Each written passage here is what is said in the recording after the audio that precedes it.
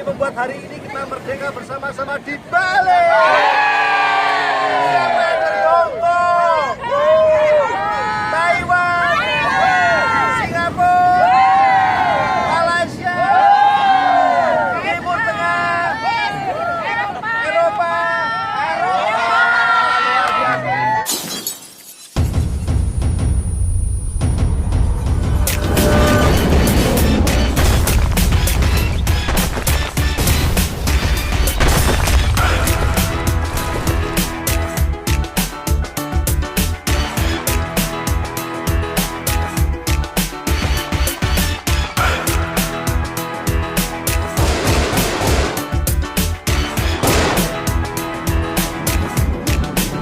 Selamat pagi teman-teman semuanya, semoga dalam kondisi yang sehat dan tetap semangat.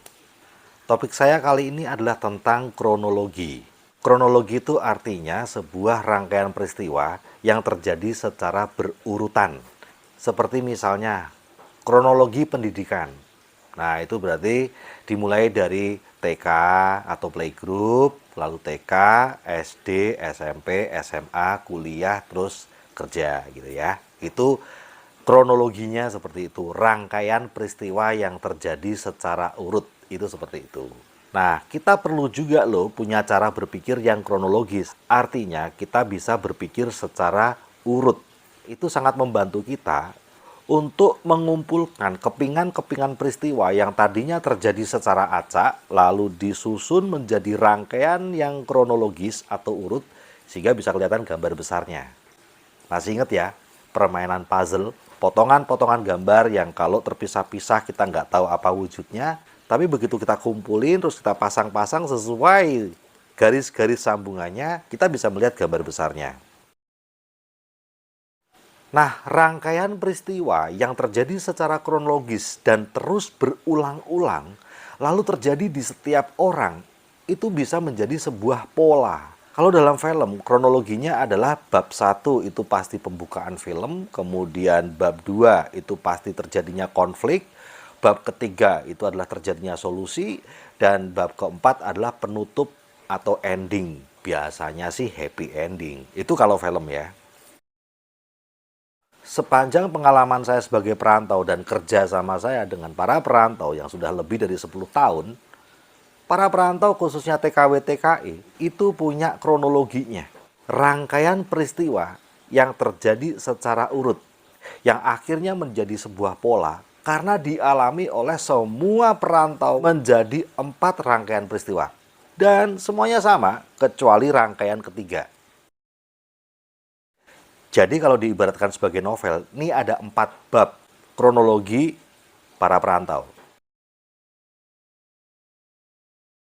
Bab pertama kisah para perantau adalah masalah ekonomi. Penghasilan di Indonesia yang awalnya cukup, kemudian nggak cukup lagi. Dan mau kerja apapun susah, karena terbentur dengan masalah ijazah, SD, SMP, atau SMA. Pekerjaan formal dengan ijazah seperti itu ya terbatas sekali. Dan tidak ada solusi di Indonesia. Entah itu masalah hutang keluarga, biaya anak-anak sekolah, biaya bangun rumah, dan sebagainya. Nah, kita masuk ke bab kedua para perantau, yaitu apa? Terbang.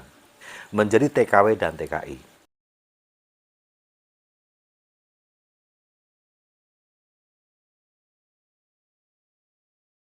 Nah, bab ketiga kisah para perantau ini nggak cuman panjang, tetapi juga beragam.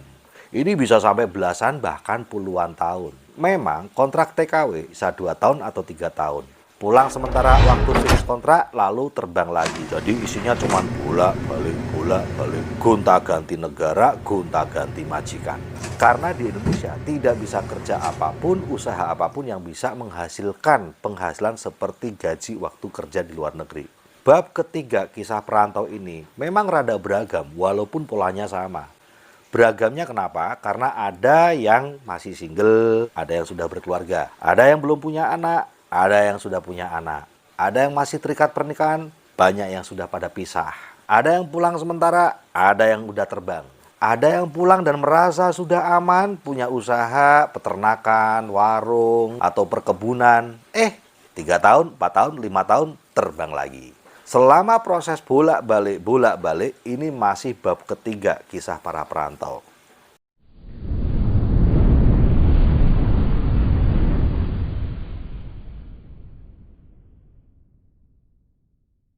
Nah, akhirnya kronologi kisah perantau tiba di bab keempat.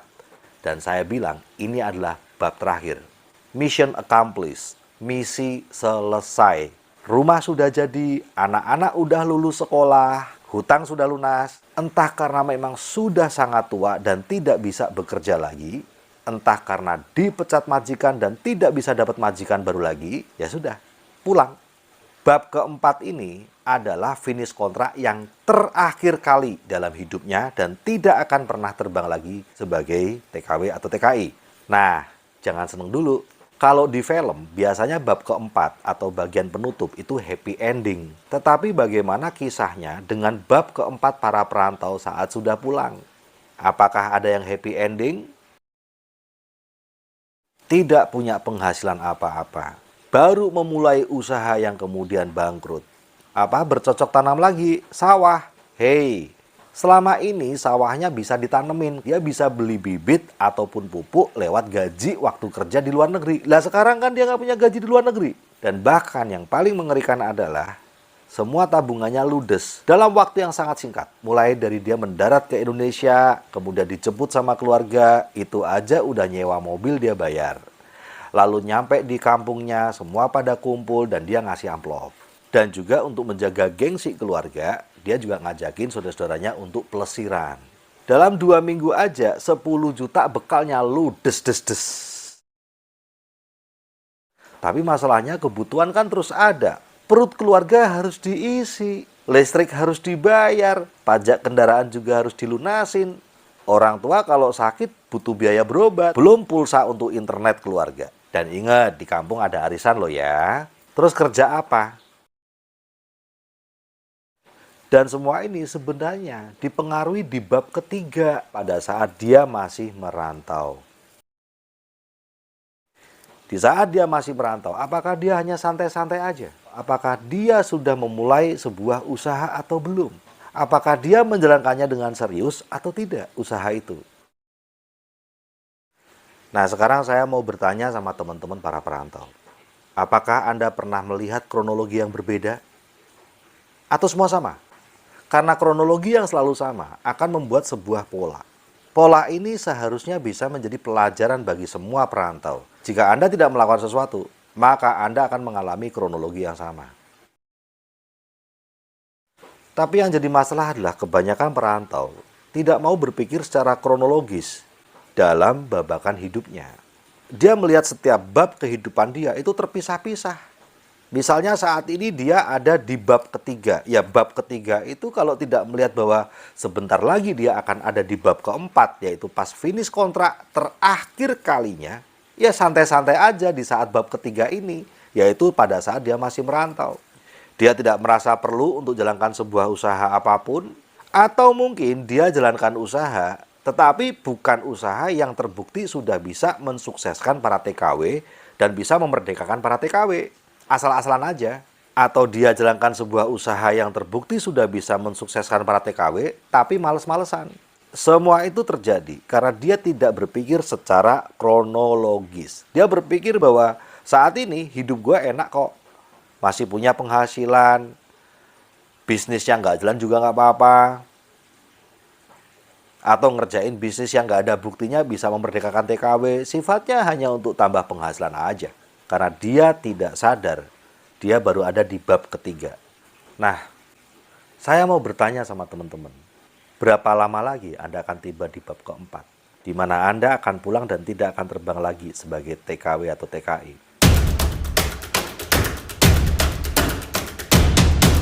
Kabar bagusnya adalah jika Anda sekarang masih ada di bab ketiga, ini saatnya untuk Anda memilih sebuah usaha. Usaha itu terbukti sudah memerdekakan para TKW.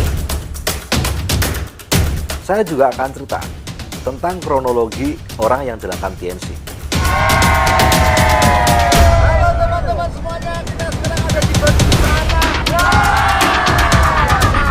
Kerja kita hanya ngobrol dan bosan, tapi membuat hari ini kita merdeka bersama-sama di Bali.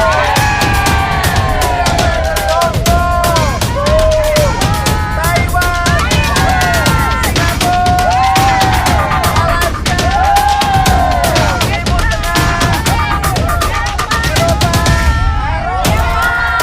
Tengah, Bab 1, bergabung. Bab 2, mulai jalankan usaha ini. Bab ketiga, mulai serius jalankan usaha ini. Dan bab keempat, sukses. Anda yang di Pulau Tawa dan kita yang di Bali lagi berlibur ya. Kita sekarang ada di Tanjung Benua. semuanya, kita sekarang sedang menyeberang ke Pulau Penyu di Bali. Kita lihat Tanah Bali. Wah, indah banget pemandangannya. Apalagi kita udah merdeka ya.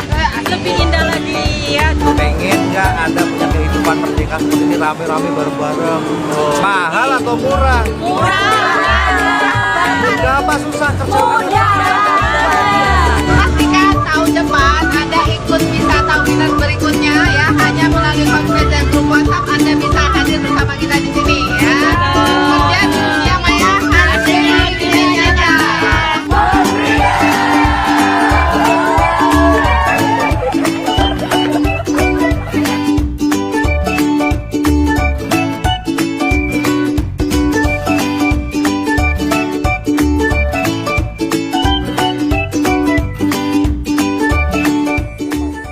Di bab pertama Anda bergabung. Macam-macam nih caranya. Ada yang cari utangan, ada yang pakai uang gaji, ada yang macam-macam lah pokoknya. Yang penting bergabung. Masuk ke bab kedua, jalanin usaha ini. Nah, disinilah dia mulai berproses. Beberapa prospek kok nolak dia ya? Kok pelanggan-pelanggan nolak dia ya? Semua ngalami itu. Karena mereka melakukannya tanpa ilmu. Mereka prospecting tanpa ilmu, mereka follow up tanpa ilmu, mereka cari pelanggan tanpa ilmu. Ya pokoknya cuma ngelakuin tapi nggak pakai ilmunya gitu. Itu adalah bab kedua. Nah, ketika sudah masuk ke bab ketiga di TNC, itu orang sudah serius jalankan usaha ini. Akhirnya dia follow up dengan cara yang benar. Dia pelajari dari kaset atau dari pertemuan, dari konsultasi. Dia mulai cari pelanggan dengan cara yang benar. Dia mulai membangun aset bisnisnya dengan cara yang benar. Dia tahu memang semua butuh proses. Dia nggak anggot-anggotan lagi. Dia memandang bisnis ini secara dewasa. Dia tahu itu semua adalah proses. Dan akhirnya dia tiba di bab keempat TNC. Sukses. Apakah ada kronologi yang berbeda ketika orang jalankan TNC? Semua sama juga.